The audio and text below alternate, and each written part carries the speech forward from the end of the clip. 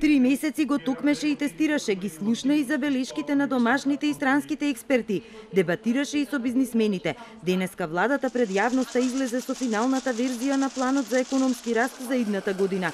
50 милиони евра директна буџетска поддршка за домашните и странските компании, плюс 16 милиони за активни мерки за вработување. Треба да ги поттикнат инвестициите, да ја заживеат и стабилизираат економијата и фирмите да ги направат конкурентни и успешни.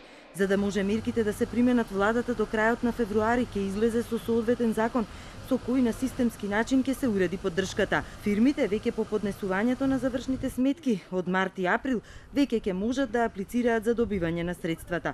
Пари во буџетот има, тие се за 46% поголеми од оваа година, вели премиерот Заев. Секој бизнисмен ќе има чиста слика на колку државни средства ќе може да се надева. Условите и критериумите за поддршка се транспарентни. Со тоа целосно се отстранети можностите за дискриминаторство, тајно или нефер одлучување. Секој инвеститор со исполнување на основните и други соодветни критериуми самостојно ќе избира пакет на мерки кој што најмногу одговара за неговата инвестиција, со цел најефикасно да ги искористи поволностите и поддршките што му следуваат. Домашните и странските инвеститори во зоните и надвор од нив ќе бидат изедначени. Вице-премиерот Кочо Андјушев тврди, тоа не значи дека странците ќе добиваат помалку субвенции, напротив, пресметавме дека ќе имаат повеќе отколку досега, но нема да им се дозволи да не ги плаќаат социјалните придонеси. Планот за раст се темели на 3 столба. Првиот се мерки кои ќе значат поддршка на целата економија. Вториот е за стимулација на конкурентноста и освојување на нови пазари. Третиот е за поддршка на така наречените газели, микро, мали и средни фирми. За нив ќе важат сите мерки од првите 2 столба, но ќе има и плюс поддршка. 2 клучни услови ќе мора да исполнат фирмите за да конкурираат за државните пари.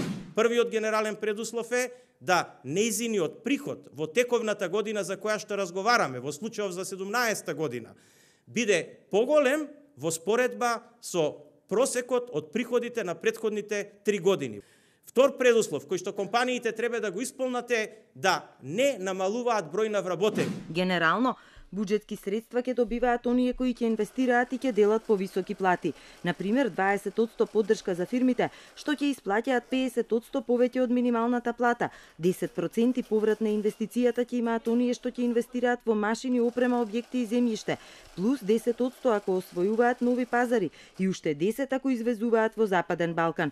50% ќе им се враќа на фирмите за оправданите трошоци за индустриско истражување. За странците, ако 15% од набавките ги направат од македонски фирми, ќе им се врати 1% од вредноста. Мерки има и за инвестиции од диаспората. Почитувани граѓани, потенцијални инвеститори, преземете чекор, охрабрете се, реализирајте ја вашата идеја и бизнис план. Вашата земја, преку вашата влада, ќе ве следи и помага. Директна поддршка ќе добиете сите. Ќе бидеме ваш партнер.